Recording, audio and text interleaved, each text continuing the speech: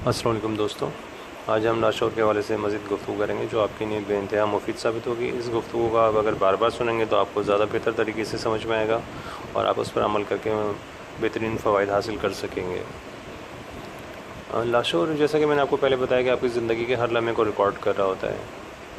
उसकी याददाश्त में हर चीज़ लम्हा ब लम्हा, सेकंड ब सेकंड, सेकंड के हज़ारों हिस्से की बीच तमाम तफसीलात जुज़वियात के साथ महफूज हो रही होती है। बल्कि आपकी पैदाइश से पहले जब आप माँ के पेट में होते हैं उस दौरान के 9 महीनों की सूरत हाल भी वो तमाम चीज़ें रिकॉर्ड कर रहा होता है।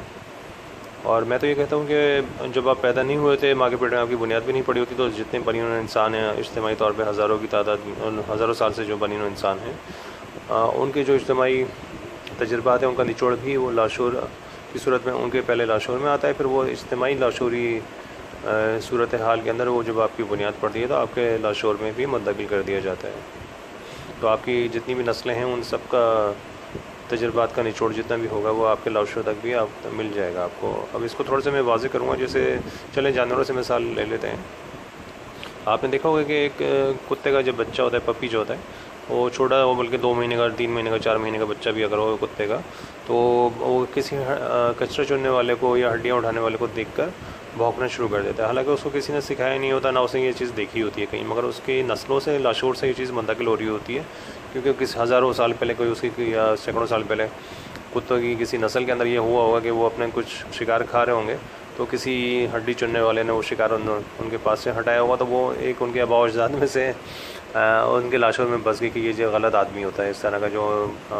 कचरा चुनने वाला या हड्डी चुनने वाला था। अच्छा, वो चीज़ उनके लाशोर के अंदर इज्तिमाई तौर पे,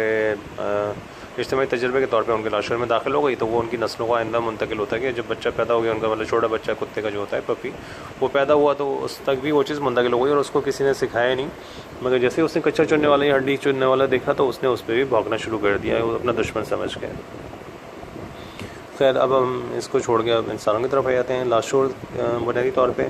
आपकी रिपीटेशन से मुतासिर होता है, मतलब जिस चीज़ को आप रिपीट करते हैं, दोहराते हैं, वो लाशूर के अंदर जा बसती है और लाशूर तक जो चीज़ बस जाए, मतलब मैसेज चला जाए, उस लाशूर उस पर लाजमी अमल करता है। आपने बचपन में जब साइकिल चलाना शुरू करी होगी तो आपने देखा होगा आप 2-4 हफ्ते तो गिरते पड़ते साइकिल चलाना सीखते हैं, मगर जब आपको बार बार वही अमल दोहराना पड़ता है, साइकिल को आप चलाना रिपीट करते हैं, तो आप चंद महीने के अंदर इतने माहिर हो जाते हैं कि बगैर हैंडल को हाथ लगाए भी आराम से साइकिल चला सकते हैं। इसी तरह बाइक को ड्राइव करते हुए या गाड़ी को ड्राइव करते हुए भी ये होता है कि इब्तिदा में आपको शौरी कोशिशें करनी पड़ती हैं, गियर बदलना पड़ता है, क्लच वगैरह दबाने पड़ते हैं और भी बहुत सी चीज़ें आपको ध्यान रखना पड़ती हैं। मगर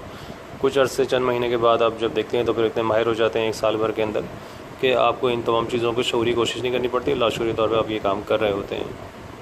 बच्चे जब स्कूल में पढ़ रहे होते हैं, टेबल्स याद कर रहे होते हैं, तो वो भी रिपीट करते हैं और बुलंद आवाज़ से दोहराते हैं, तो कुछ अर्से दोहराने के बाद उनको टेबल याद हो जाते हैं, जिसको हम रट्टा लगाना भी कहते हैं।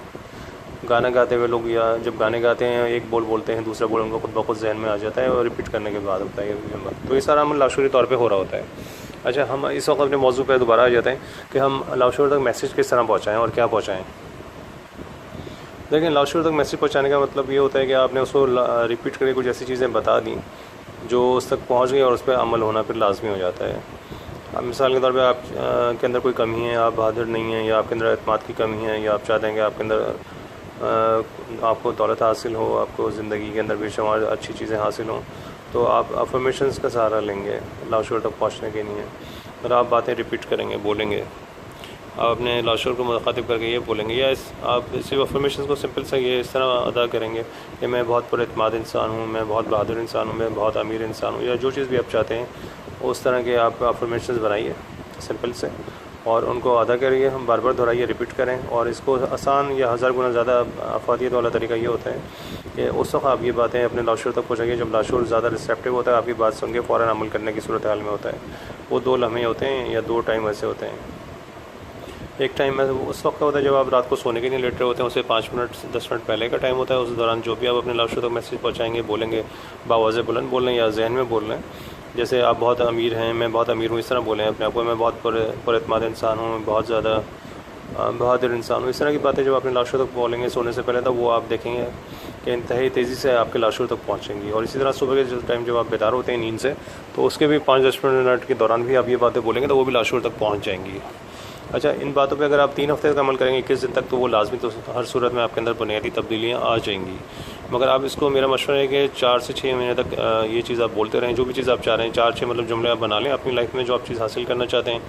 तो वो चीज़ आप बोलते रहेंगे 4-6 महीने तक, तो आप देखेंगे आपको मतलूबा चीज़ें लाजमी हासिल हो जाएंगी। अच्छा, इस हवाले से अगर आप चाहते हैं मज़ीद कोई कॉन्सेप्ट प्ले करना या मशवरा करना, तो मुझसे आप व्हाट्सएप नंबर के ज़रिए रब्ता कर सकते हैं। मेरा व्हाट्सएप नंबर है 0321296002।